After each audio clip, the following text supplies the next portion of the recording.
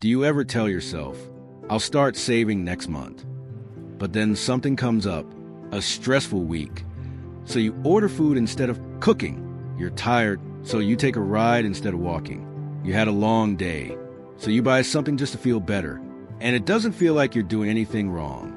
But somehow, your money keeps disappearing. And at the end of the month, you're thinking, how am I still stuck? If that sounds like you, that's literally most people. You know, I spend way too much time thinking about the 7 comfort habits that are secretly destroying your finances. If you're someone who is stuck, stagnant, or worried about personal finance, make sure to hit the subscribe button and give this video a thumbs up if this helps you out. Here's the thing. Most people don't lose money from big mistakes. They lose it from small, comfortable habits that feel harmless but compound over time. And the scary part?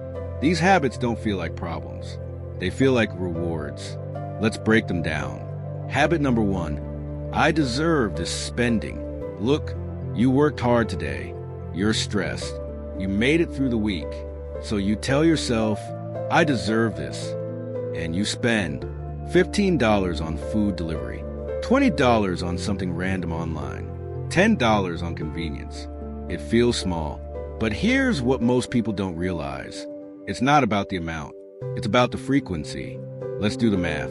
$25 a day equals $750 a month equals $9,000 a year. Invest that at 8% over 30 years, that's over $1 million. From small spending, this is where it gets really interesting. Comfort spending is emotional. It's not about the thing you're buying. It's about how you're feeling. And until you fix the emotion, the spending doesn't stop. Habit number 2, paying for a constant convenience. Food delivery, ride apps, subscriptions, express everything. Look, convenience isn't bad, but overused, it becomes expensive. Now you might be thinking, but it saves me time. True, but here's the real question. What are you doing with that saved time? If you're using it to rest intentionally, work on something meaningful, increase your income, cool. But if it just turns into scrolling your phone, then you didn't save time. You just spent money. Here's what most people don't realize. Convenience is a luxury, and treating it like a necessity is what drains your finances. Habit number 3, avoiding financial discomfort. This one is subtle and dangerous. You avoid checking your bank account, looking at your debt, tracking your spending, because it's uncomfortable. So you delay it. But here's the thing. Avoiding your finances doesn't protect you. It just delays reality. This is where it gets really interesting. Financial growth requires discomfort. It's like go to the gym. You don't get stronger by staying comfortable. You grow by facing what's hard. Same thing with money. Habit number 4, upgrading your lifestyle too quickly. You get a raise, and almost instantly, your lifestyle goes up. Better place, better clothes, more spending. This is called lifestyle inflation, and it's one of the biggest reasons people stay stuck. Let's say you get a $1,000 per month raise. Instead of investing it, you spend it. That's $12,000 a year. Invested at 8% over 20 years, that's over $500,000. Gone. Now, you might be thinking, so I shouldn't enjoy my money? No, you should, but here's the difference. Wealthy people upgrade after investing, not before. Habit number 5, relying on motivation instead of systems. This one is huge. You tell yourself, I'll save more next month. I'll start investing soon. But nothing changes. Why? Because motivation is unreliable. Here's what most people don't realize. Wealth isn't built by motivation. It's built by systems. Automatic savings, automatic investing, automatic discipline. For example, if you automatically invest $300/month, you remove the decision entirely. And over time, that builds serious money. Motivation fades. Systems don't. Habit number 6, surrounding yourself with the wrong financial norms. Look, your environment shapes your behavior.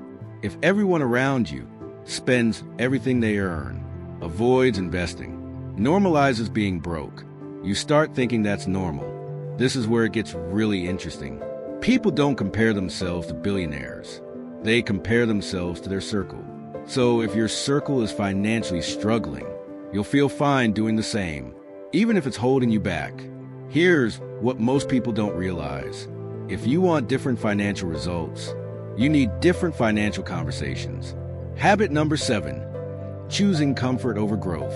This is the root of everything. Comfort feels safe, but it's also where progress stops. You stay in the same job, the same habits, the same routines, because change feels risky. But here's the truth. Financial growth requires discomfort, learning new skills, taking calculated risks, doing things that feel unfamiliar, because that's where opportunity is. Look, none of these habits are extreme. That's what makes them dangerous. They're normal, they're common, they're comfortable, but over time, they compound in the wrong direction. Just like investing compounds in the right direction. Here's what most people don't realize. Your brain is wired for short-term comfort, not long-term wealth. So naturally, you'll choose convenience, avoid discomfort, reward yourself, even if it hurts you financially. That's not a flaw. It's human nature. But building wealth requires going against that. Let's make this practical. You don't need to fix everything. Just start here. Track one habit, pick one spending pattern, and become aware of it. Delay gratification, wait 24 or 48 hours before non-essential purchases. Automate one financial move, savings or investing. Make it automatic. Reduce one convenience expense, not all, just one. That's it. Because of small changes, repeated consistently. That's how you build real wealth. Look, you're not broke because you're careless. You're not stuck because you're lazy. You're stuck because you've been trained to prioritize comfort over growth. And once you see it, you can change it. So here's my question for you. Which of these comfort habits are you going to break first? Drop it in the comments. And if this video helped you think differently about money, make sure to hit subscribe, give this video a thumbs up, and I'll see you in the next one.